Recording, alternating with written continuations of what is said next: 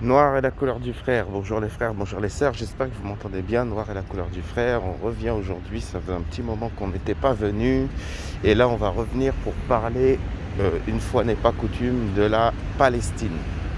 Donc oui, vous avez vu les images qu'on a montrées d'une mosquée attaquée où les gens n'avaient rien fait. Malheureusement, ils étaient en train de prier. Heureusement, ils étaient en train de prier, pardon. Et malheureusement, on les a attaqués pendant qu'ils étaient en train de prier. Donc voilà, déjà depuis le temps, depuis qu'il y a eu tout ça, ça remonte à bien longtemps. euh, Nous on crie bien sûr, eh, euh, comme dit le slogan, Free Palestine, donc Palestine libre. Hein. En disant ça, c'est pas du tout un acte. En France, on veut te faire croire que c'est un acte engagé et un acte anti, bon, on va dire la vérité, je me dis que c'est un acte anti-juif, alors que non, ça l'est pas du tout. C'est juste que tu vois quelqu'un qui est en train de subir sec. Hein, tu vois un peuple qui est en train de subir et voilà.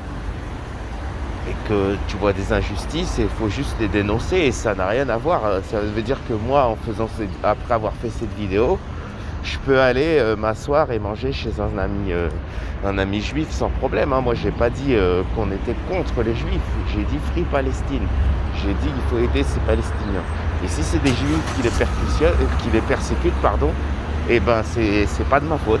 C'est comme ça et il faut être avec eux. Ça veut dire que vous ne laissez pas avoir par ce discours en France, parce qu'il n'y a qu'en France, hein, où si tu es engagé de cette façon-là, ça veut dire que si tu es engagé pour la Palestine, ça veut dire que tu es,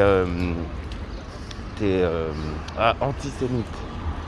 Ça veut rien dire du tout. Et ça, c'est le truc pour nous enrôler. Ça, c'est les choses qu'ils sont en train de nous dire pour que le combat cesse. Pour que les gens s'en veuillent et n'osent plus le dire. Alors que non. Parce que si vous voyez bien tous les influenceurs, etc., il n'y en a plus un. Le sujet de la Palestine, il s'est dissous. Comparé dans les années 90 où tous les rappeurs, influenceurs, bon, il n'y avait pas encore les influenceurs, mais s'ils étaient là, je suis sûr qu'ils en auraient parlé. Tous les rappeurs, tout ça en parlaient. Là, c'est fini. Il n'y a plus de sujet de la Palestine et même quand il y a des images comme ça, bon, il y en a qui en ont parlé quand même, mais big up à eux. Il y en a qui continuent, mais ils sont tellement isolés qu'on les voit plus. Mais même quand on en a parlé, même quand ils en parlent, tu sens que c'est du bout des doigts et tu sens qu'il faut toujours caresser l'oppresseur dans le sens du poil. C'est-à-dire, je m'explique, c'est oui, Free Palestine dans leur poste, oui, Palestine, c'est pas bien, nanana, on est tous ensemble, et puis ils te montrent une image d'un colon qui est avec un imam, un colon, un rabbin qui est avec un imam, pour te dire non, on est tous ensemble, ou alors tous unis, ou des trucs comme ça. Vous n'êtes pas obligé de faire ça, hein. Ça c'est encore un acte de faiblesse. Alors c'est bien si vous avez dans le cœur qu'on soit tous unis, alors moi je veux bien. Mais c'est-à-dire, quand vous défendez, c'est pas la peine tout le temps de caresser l'autre dans le sens du poil, parce que surtout quand c'est l'autre qui a ses revendications, quand c'est les juifs par exemple qui ont leurs revendications, ils ne demandent pas forcément que tout le monde soit ensemble, ils demandent à eux qu'ils soient tranquilles. Mais je les entends rarement dire oui, il faut qu'on soit ensemble, il y en a qui le disent, hein, mais c'est pas tout le temps. Donc moi je pense que c'est plus que vous avez peur et que vous voulez brosser les gens dans le sens du poil. Et c'est ça c'est un peu ça le problème, tu vois. C'est qu'ils veulent tout le temps brosser les gens ils ont tellement peur qu'ils brossent et c'est pas comme ça que vous aurez votre salut. Je pense qu'il faut rester comme avant, faire front. Mais c'est difficile quand tu vois tous ces artistes, tous ces gens qui passent à la télé, qui se sont pliés. Oui, à l'époque, il n'y avait que le judoka Jamel Bourras, il y en avait deux, trois, Dieudonné, Soral, des gens comme ça, pour les plus célèbres, qui osaient parler. Maintenant, tous, ils se sont pliés. Et tu as même des influenceurs auprès de chez nous, qui sont de la communauté musulmane, on va dire, et maghrébine plus précisément, comme un mec comme Bassem Braiki, pour toujours pas le truc, qui lui carrément il fait un travail de rabattage. Alors comment dire, c'est quoi le travail de rabattage? C'est que le gars, carrément, il vous donne des raisons de ne pas les soutenir. Quand il dit oui, vous êtes là avec votre iPhone, vous criez Palestine, vous êtes là avec votre iPhone, vous êtes là. Ça, c'est de la propagande pour calmer le combat. Avec tous les défauts que vous avez, s'il y a une injustice, vous êtes en droit de la dénoncer.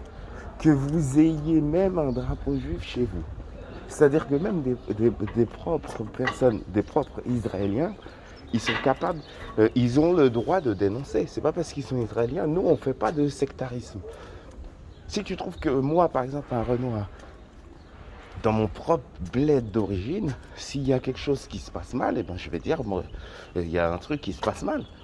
Ça ne veut pas dire que j'en veux à tous les gens qui sont dans le bled, ou que je suis raciste contre les Noirs, ou quoi que ce soit. Il ne faut pas tomber dans cet amalgame-là. Et les mecs comme ça, comme Bassem par exemple, parce que j'ai vu sa vidéo, et encore une fois, comme c'est lui qui se veut être le porte-parole de mes couilles, eh ben la parole, il ne la porte pas. Et en tout cas, ben, ses couilles, il ne les porte pas non plus. Parce que le mec, c'est un peureux. Comme il a ses intérêts maintenant et que sa chaîne est grandissante et qu'il est obligé de composer avec qui vous savez, le mec, il a carrément lâché les armes et il fuit. Parce que si c'était des pays renois qui bombardaient la Palestine, ah bah là, alors là, vous aurez des vidéos de 3 heures de Bassem en train de vous faire un truc pour rassembler les troupes, pour se révolter. C'est-à-dire que tu peux pas être défenseur du Maghreb quand c'est des petits trucs internet, et à juste titre, hein, et qu'il y a des gens, des rappeurs ou des trucs comme ça qui insultent les meufs, ça a une petite portée par rapport au problème de la Palestine. C'est un problème aussi, mais c'est une petite portée. Alors si t'es là, t'ouvres ta gueule pour des trucs ou pour des petits faits, hein, même si je dis petits faits par rapport à la Palestine, c'est un petit fait. Des trucs comme ça, tu peux pas venir après jouer le mec, ouais, pacificateur, ouais, mais c'est comme ça, on peut rien dire. Pourquoi t'es pas aussi virulent? Parce que t'es un petit traître et t'es un petit pédé. C'est ça le truc. Le problème, c'est que la plupart, ils sont comme lui. Ouais, je parle de lui parce que c'est celui qui a la plus grande gueule, mais la plupart, ils sont comme lui. La plupart, ils ont lâché le combat et ils font style, au lieu de nous dire clairement qu'on les considère à leur juste valeur de traîtres qu'ils sont, non, ils nous font croire en plus, le pire, ils poussent le vice à nous faire croire que c'est des combattants, que si, que ça, que là, ah, pour cette cause-là, par contre, il n'y aura pas de combat, parce que c'est bête, parce que vous avez tous viré dans le swagisme. Ça, c'est ce défilé.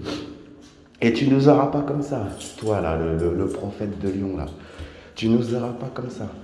T'es vraiment un petit lâche. Moi je te le dis, et pour tous les Maghrébins qui étaient derrière ce type-là, c'est un petit lâche. Je sais pas comment vous faites. Continuez vos combats là que vous faites, il n'y a pas de souci. Moi je suis pas... Moi, si jamais il y en a un qui insulte votre communauté, oui, faites un truc, tatati tatata. La dernière fois, ça a parlé des Nigérians, tout ça, ouais, il n'y a pas de souci. Mais ça, c'est un petit fait qui touche. C'est à Marseille, ça s'est passé, ça va se régler peut-être bientôt. Le problème de la Palestine, il est grave. Il faut surtout pas le considérer comme les autres. Quand vous voyez votre gourou qui est en train de s'énerver parce qu'il a vu une vidéo qui a 5000 vues, où quelqu'un parle mal de ci, de ça, et là, pour la Palestine, il dit rien, il dit ouais, on peut rien faire, et puis surtout, il fustige les gens qui défendent. Défendez, continuez à l'ouvrir, que vous soyez même avec un t-shirt où il y a Israël marqué dessus, défendez la Palestine. Avec tous vos défauts, quoi, tous les gens qui vous diront non, il ne faut pas défendre parce que c'est de l'hypocrisie, t'es avec ton iPhone, ou t'es avec ci, t'es avec ça, c'est du n'importe quoi. C'est pour que les gens, c'est pour que la contestation ne se fasse pas. Ne vous faites pas duper. Et c'est des agents qui travaillent de l'autre côté, ces gens-là.